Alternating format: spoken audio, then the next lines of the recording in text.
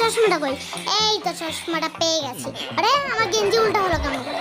এই যে গলার ভিতরে যে বার করে নি, এই জুতাটা পরে নিলাম ভালো করে। এখন দাঁতটা ব্রাশ করতে চাই, বড় ব্রাশটা নেই।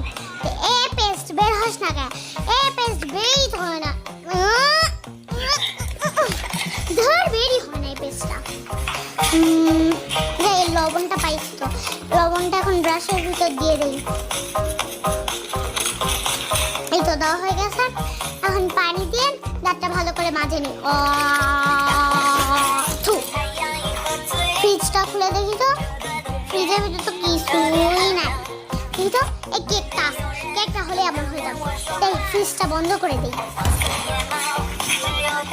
চাল আছে কিনা দেখি তো। চাল নেই দেখ, এদিকে ধানগুলো বের করে নিই।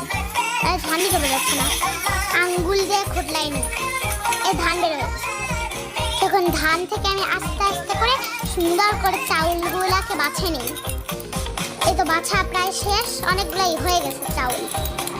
যাই, চাউলটা হয়ে গেছে বাসা প্রায় শেষ। আরে এটা কি আসলো মাথার উপর? আরে এটা কি পাক মারে? আরে দেখি তো পকেটে কি আছে। আরে বাপরে 200 টাকা।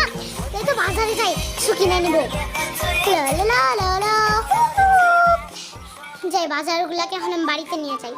যাই রাইস কুকারে বাটিটাতে দিয়ে চাউল, কেক, আলু, গাজর, আদা দিয়ে পানি দিয়ে রাইস কুকারে আমি এখন ভালো করে এটাকে রান্না হওয়া পর্যন্ত রাখে দিব।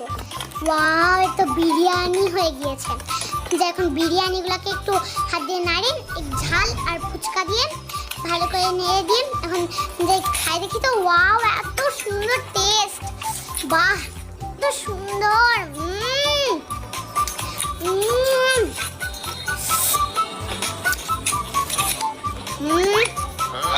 আরে এটা কি বললো?